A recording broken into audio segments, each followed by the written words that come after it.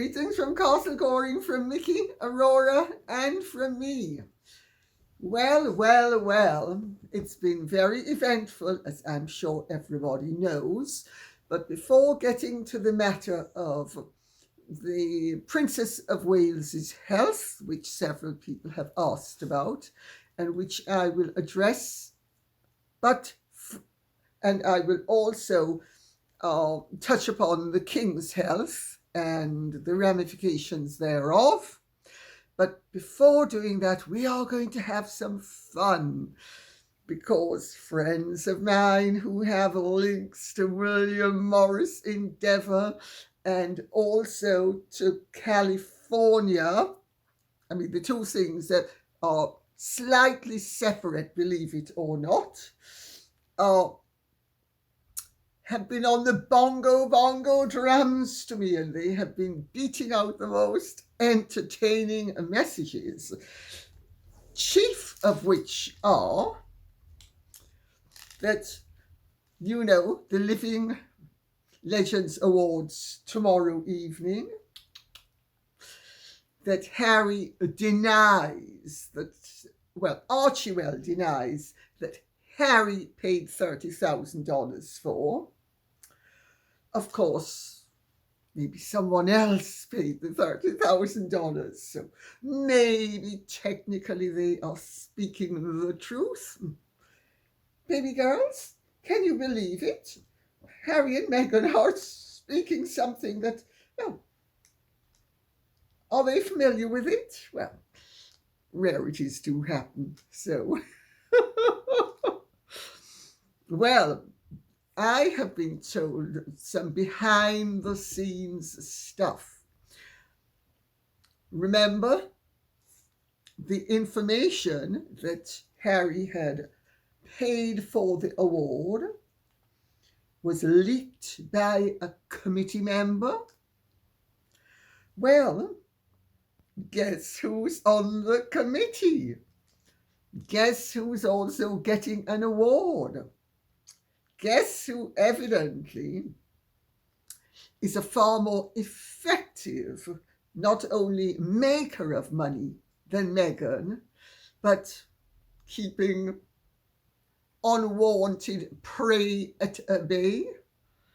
That's right, Lauren Sanchez, who I have to tell you has shot up in my estimation, because it turns out that she knows how to fight fire with fire. She is everything Megsy Baby would have loved to have been and hasn't quite managed to be. Well, she was overheard making jokes about having to have guards around Jeff Bezos, because on 2 separate occasions, Meghan had tried to talk him up. So she's decided maybe she should have guards rimmed around him tomorrow evening. She was joking, but many a true word is said in jest. And according to the talk at William Morris Endeavour, Meghan floated the idea, and wait for it, of having a similar dress to the one, the Victor Edelstein, if I remember correctly, or was it Belleville Sassoon? I think it was Victor Edelstein that Diana wore at that famous White House dinner where she was dancing with John Travolta. I think it was, I better not say because I'd be guessing. But it was when they were both young and he had a full head of hair. And the gossip is that she considers herself to be a very good dancer, having taken dancing and ballet lessons Remember, the sort of things that at the end of it you curtsy, but Meghan didn't know how to curtsy, but let's not go there. And she wants to dance with John Travolta after the awards, at the end of dinner when there's dancing. She wants to dance in, well, remember, she's Diana Mac too. So she's going to wear a similar dress. I wonder if she's going to dye her hair blonde. And maybe she's going to hook up her nose, so the nose has an aristocratic aquiline aspect instead of that bizarre ski jump that she got from bad plastic surgery. But not to be catty. She wants to enact the dance afterwards. Well, there are also rumblings that Harry is taking over the press for the event, where he's concerned, obviously, rather than allowing John Travolta's people to do their job. Interesting, isn't that? There's also all sorts of behind-the-scenes queries about whether Harry was indeed ever a pilot or just a co-pilot as a result of information that has come to the fore. Oh dear, oh dear. Well, they were given an award for fighting institutional racism in the royal family, and then he declared there was none. So I suppose there's a sort of synchronicity to the fact that he would then be able to accept an award for being one of the legends of aviation, notwithstanding the fact that he actually was never an Apache pilot. He was a gunner whose, shall we say, ranking stopped at being a co-pilot. Well, evidently, and this is the word from California, John Travolta was at the Beverly Hills Hotel. Now, where have we heard that name before? Gordon? It just made me a target. Let's meet at the Beverly Hills Hotel, and maybe you can help me to get Dianne Feinstein's seat, and at the same time, maybe you can help with my security by buying me a $40 million house. Oh, Gordon, come on, you're a Getty. The Gettys have loads of money. I don't know why your family's been so mean about me. Everybody knows that the last thing I care about is titles or money or fame. Well, anyway, evidently they were at the Beverly Hills Hotel. They ran into each other, and John Travolta was approached by Harry. Now, isn't that an interesting story? So, John Travolta, who evidently is extremely kind-hearted and a really good, kind, decent person, and who evidently, quote unquote, has a heart of gold and is a real softie, thought, oh well, what's the harm? Yes, we'll ask Harry. Harry is going to be a legend. Not only a legend in aviation, but a legend in his own lifetime. And that's how the award came about happening. Then the organizers accidentally, we need to remember the word accidentally, managed to let it slip that Harry was paying for the award. Of course, remember, Archibald has denied that he was paying for the award. But then, how much can we rely upon the announcements that emanate from California? Remember how Harry has flown into this country on a commercial airline that landed at Farnborough? How did that one work? Farnborough doesn't have commercial airlines. And I mean, I could go on and on about the many occasions in which, for some reason, the people at Archibald have somehow managed to get the wrong end of the stick.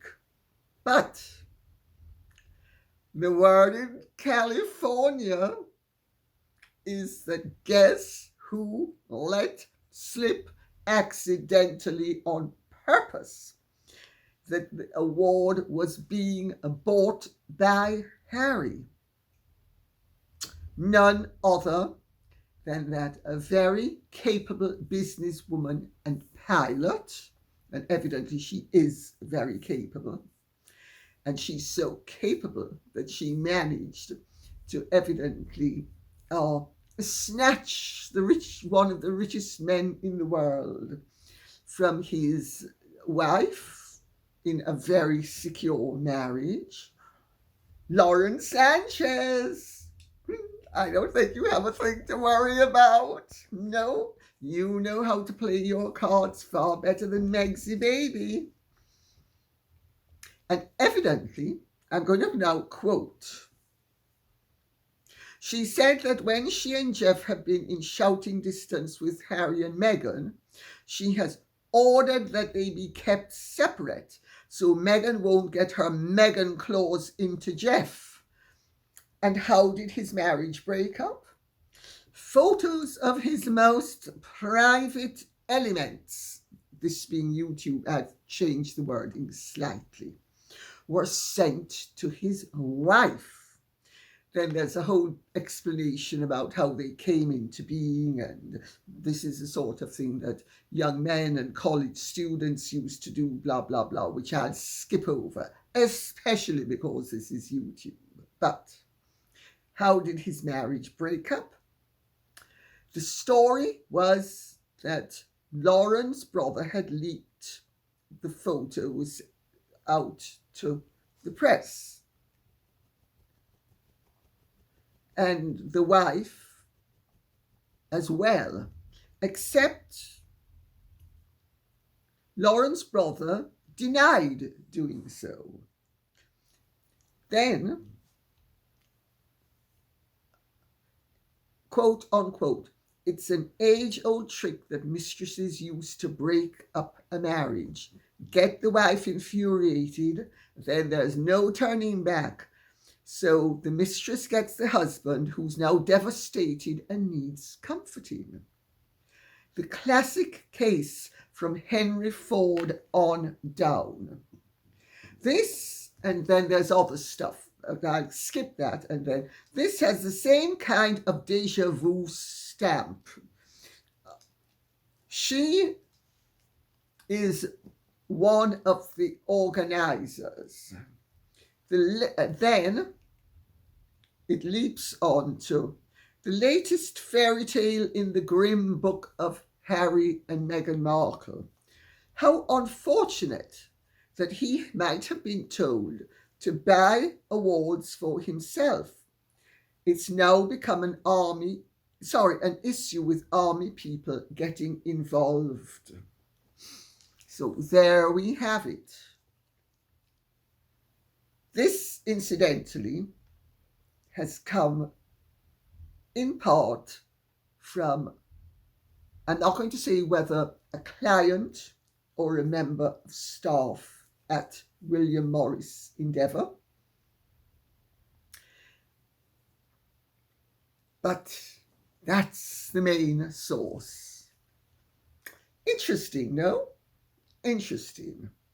So now we will plunge in with Miami Jules, who says, "Good morning, Lady C. I just read online that the Princess of Wales has been hospitalised.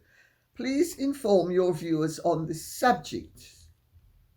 Kisses, loyal viewer." And I will, but I'm going to let me read out the next one first. Sandra Schmidt says, "Dear Lady C, did the Princess of Wales have a hysterectomy? That's the only abdominal surgery I can think of that requires that kind of recovery time." She did not have a hysterectomy, to the best of my knowledge. Let me put it that way. I have some, shall we say, information on the subject, but I am not now or in the future going to be violating her privacy. She does not want anybody knowing the particulars, and I respect her wish in this regard. If you recall,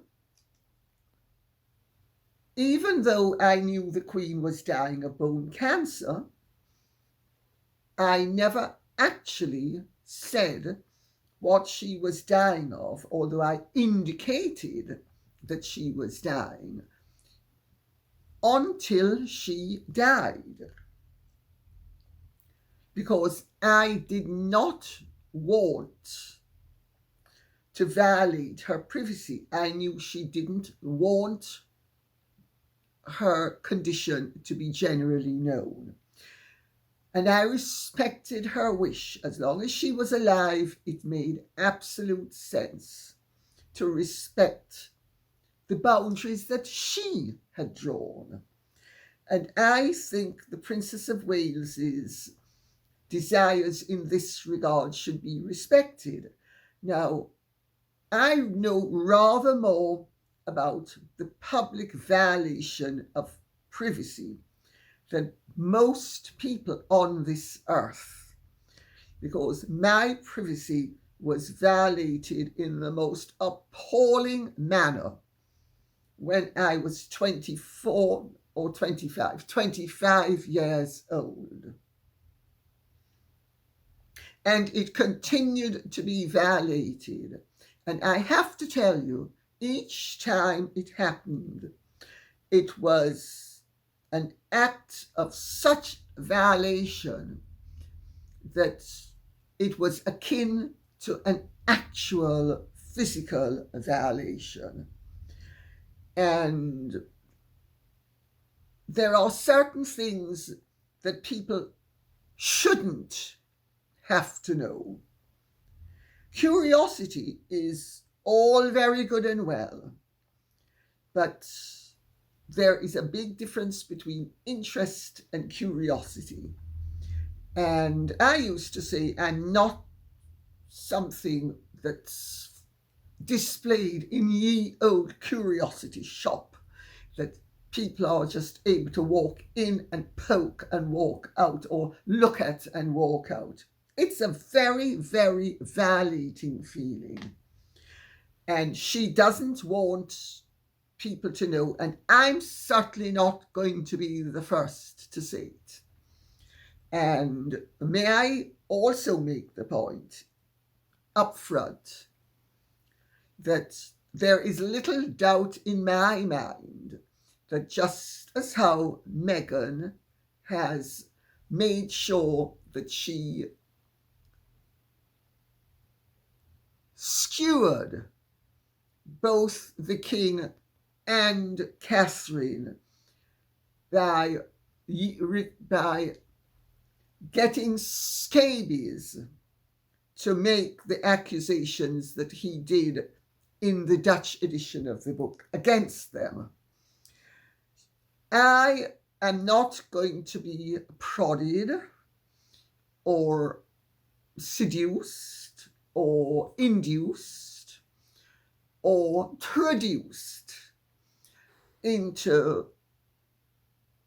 violating Catherine's privacy. Okay? Let's leave it at that for the moment. And now I will read out what Pamela Schultz says. What's up with the King and Princess Catherine's health? What's up in England? And Joe Vickers says, I'm just reading out one or two so that you'll get a flavour of the genuine interest that there is. Dear Lady C, I've just heard that Catherine has had an operation and will be hospitalised for 10 to 14 days and all her engagements cancelled until after Easter. Do you have any information, please? I feel so sorry for her and her family and wonder if all the worry she suffered from that despicable duo in the US, then trying to bottle up her sadness, have manifested in illness. Well, there is no doubt that when people are abused systematically over a length of time, that it does have an effect upon their health.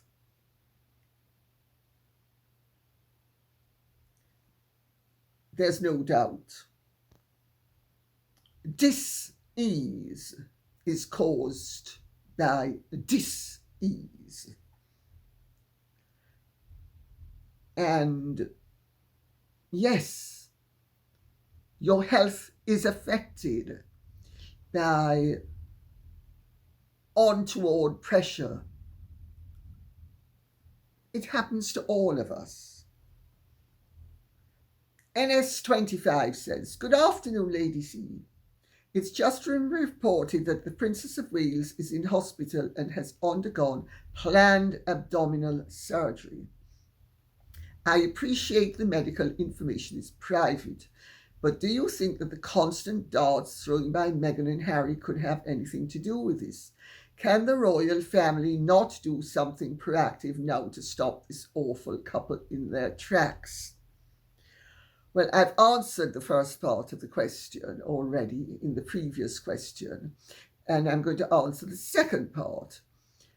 Can the royal family not do something proactive now to stop this awful couple in their tracks? The royal family aren't necessarily going to need to do a thing. There are others who are going to do it.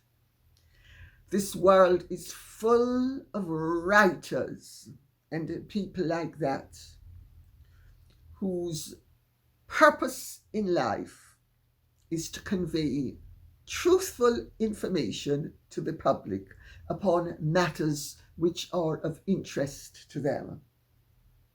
The royal family doesn't need to do a thing. The mere fact that they exist, the situation exists, and that the public exists means that all will be revealed in the not too distant future, without the royal family itself needing to do anything proactive. Also, Harry and Meghan are their own two worst enemies. Every time they bob up like, they are sort of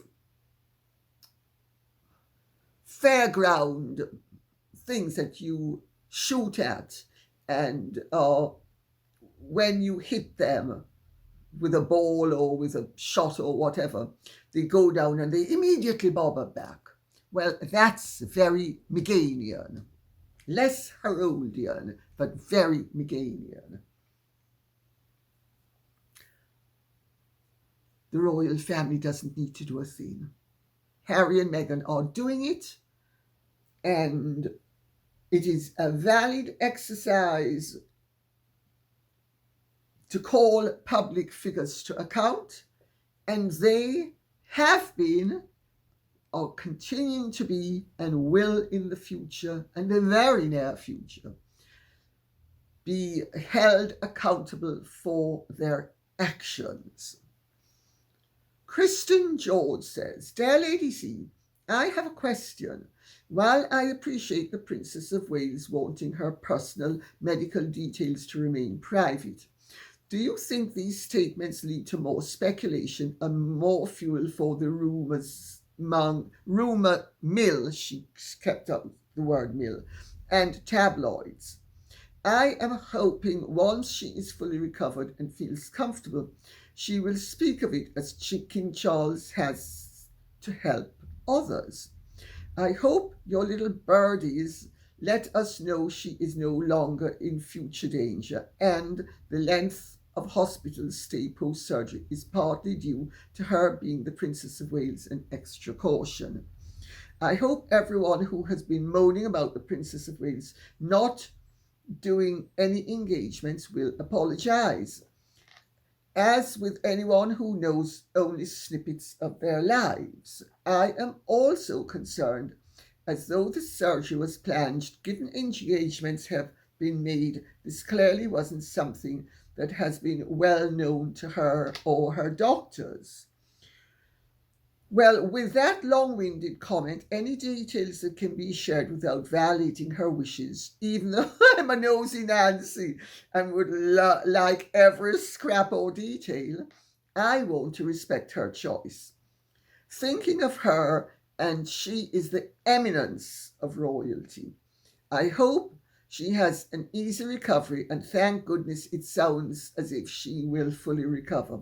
I guess my question after this diatribe is, do you think it would be better to release details and everyone then will be quiet? No. There are certain times when people's dignity requires that their privacy be respected. I'm awfully sorry. The public is not entitled to know everything about everyone. And again, I now speak from experience. There are certain things that people do not want for their own personal comfort and their own personal preferences to be made public. And what to one person is, oh, well, it doesn't really matter, let's make it public. To another is, I don't want it made public, and why should it be made public? And I get what she is about. I know what I've been told. I suspect that what I have been told is pretty accurate. The palace has already made the announcement that it is not cancer. And I think more than that, people really don't need to know. And I wouldn't hint at anything I have been told. She doesn't want her privacy violated. I think we should respect that. And remember, she has never violated anybody's privacy. Let's remember that. She never, ever once violated the privacy of Harry or Meghan, notwithstanding the fusillade that has been directed in her direction. Lizzie Hope says, hello, Lady C. Happy 2024. Oh, thank you. First, I would like to share with you that when my car got stuck in the snow the other day and I was waiting for rescue, your video kept me entertained and calm. So thank you for that. Glad to have been of assistance, my dear. It warms the cockles of my heart when I hear things like that. It's unexpected but delightful. What are your thoughts about the media's claim of Prince William jeopardizing the monarchy's faith by not practicing going to church as regular as our late Queen? My best regards to your beautiful furry girls. Well, you know, I think faith is a gift that some people have, and it's a gift that other people don't have. I think on the subject of privacy, each of us has the right to hold close to ourselves what we believe in. And if one is not inclined to be a regular churchgoer, and I have to say, I'm not a regular churchgoer. I'm too lazy.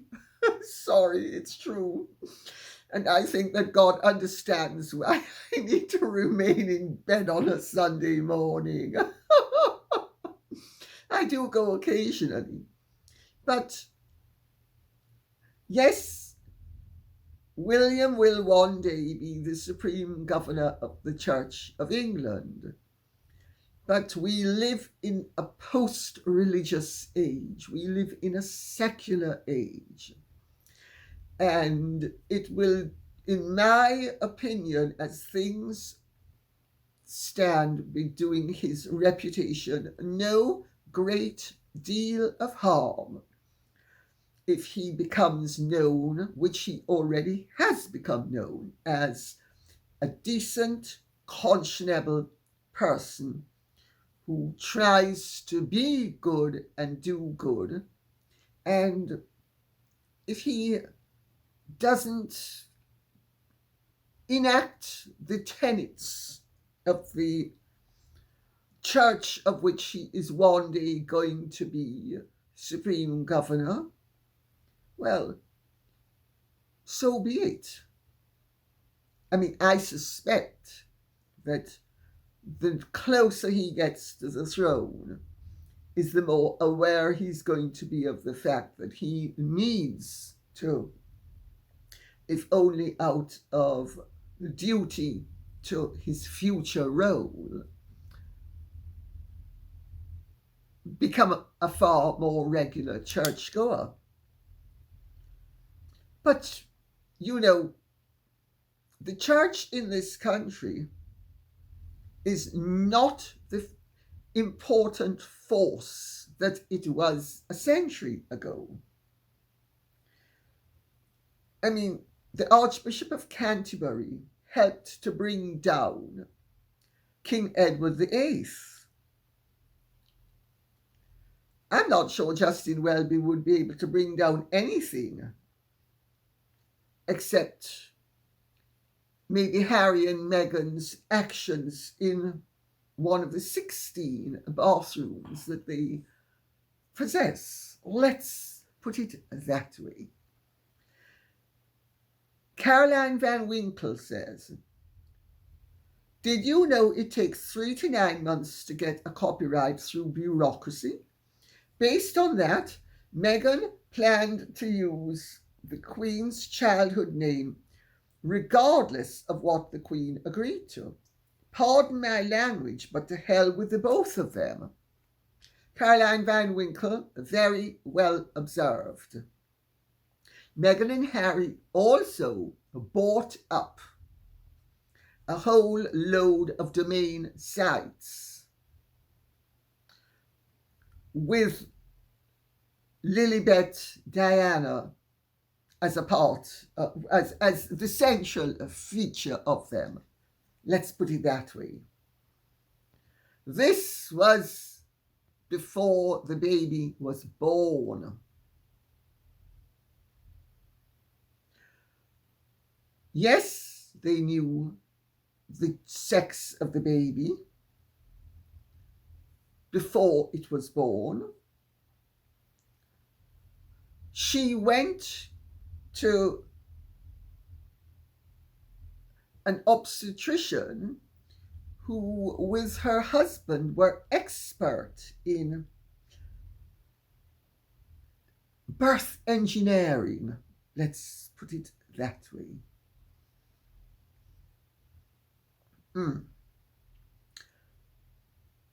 Is it all calculated and deliberate? Res ipsa loquitur. The thing speaks for itself. She had made up her mind that she was going to milk and merch Lilibet for all it was worth. The irony is, now that the Queen is dead, the name Lilibet is going to have ever-reducing significance where the general public is concerned. People aren't going to be hoo-hawing, look, I bought for my little girl a Lilibet dress. It was the Queen's pet name when she was a little girl. No, because she isn't Queen anymore. She doesn't exist anymore. Yet another fail on Meghan's part, but also yet another revelation of how calculating and how farsighted and how determined she is to prevail no matter what. Before closing, I need to address something that so far I have forgotten to address, which is the King's announced illness and, the procedure he's going to be having and his choice of making it public because, it's an enlarged prostate, and he feels that it will be good for people, men generally, who might not check themselves as often as they ought to, or get worried and don't seek medical help. He's doing what he regards is the responsible thing of using his condition to further the cause of healthcare generally, where men and this sort of problem is concerned. And that is entirely his choice. It is typical of him, it's got to be said, that he would go down that path because he is very matter of fact in many ways, and he cares very much about doing the right thing, setting a good example, and wherever possible, using his personal experiences to further the debate generally in conditions worldwide. So that, I think, is to be respected, and his choice in no way should impact upon Catherine's choice, because the two situations are not analogous. I don't think I need to say any more on this subject, do you? And on that note, I'll say thank you very much for listening. I hope this has been of some interest to you. If it has, please keep the questions and comments coming in so I will know what you would like us to be addressing. Okay, thank you so much. God bless. And if you have truly enjoyed this, would you care to like, subscribe, press the notification bell, and please, and comment, and please keep well and Godspeed. Bye-bye.